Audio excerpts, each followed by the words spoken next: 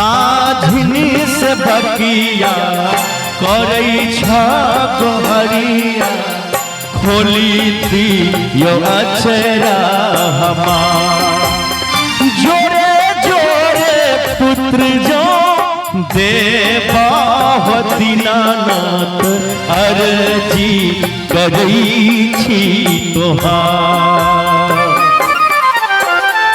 जोरे जोरे पुत्र जो देवा दीनानाथ अर्जी करई छी तोहार। गीत के हमर संजीता बहिन लिखने है, आओ अपने सबको सुना रहा छे। तर्ज शारदा सिन्हा जी गीत के गेने छे।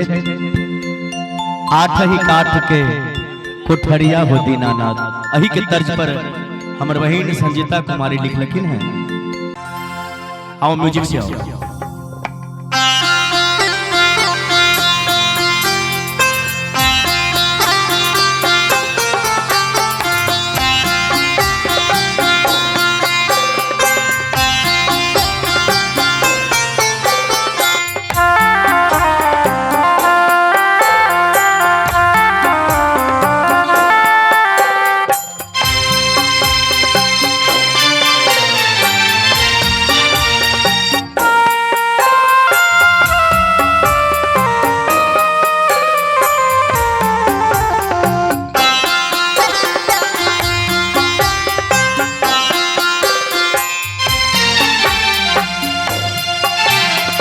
पहिले पहिले व्रत कैली हो दीनानाथ जानी ने पूजा तोहार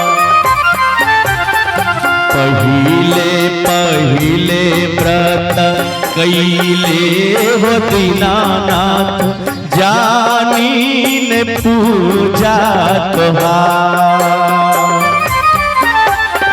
पहिले पहिले व्रत कैनी हो दीनानाथ जानी ने पूजा तोहार।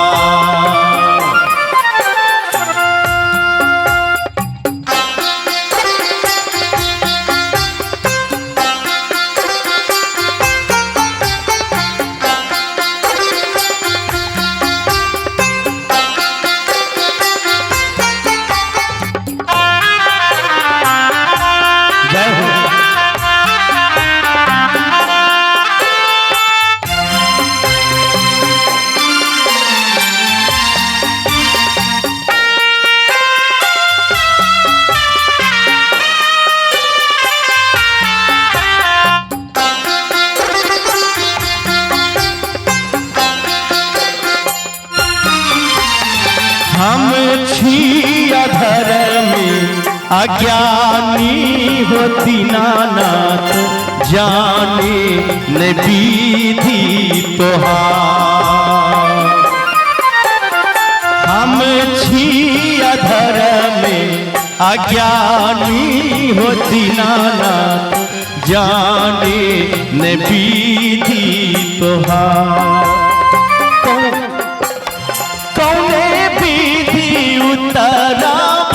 पार हो दीनानाथ अबला के दियो ने बता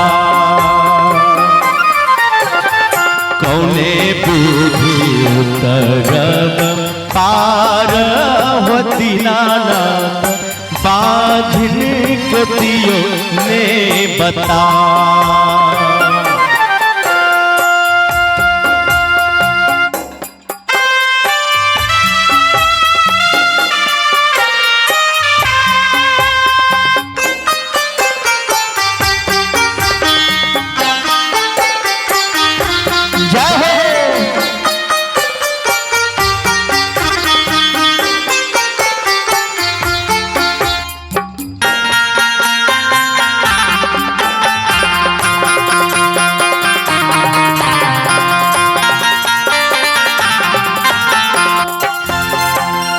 बाझिन से बकिया करई गोहरिया खोली दियो अचरा हमार।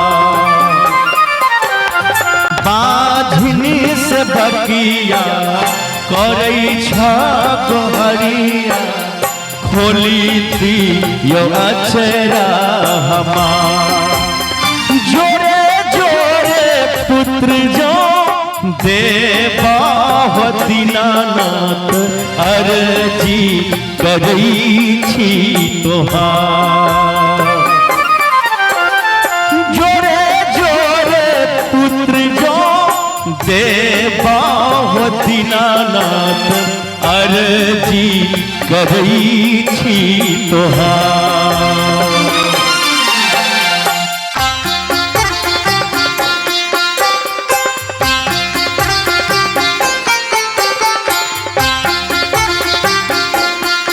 है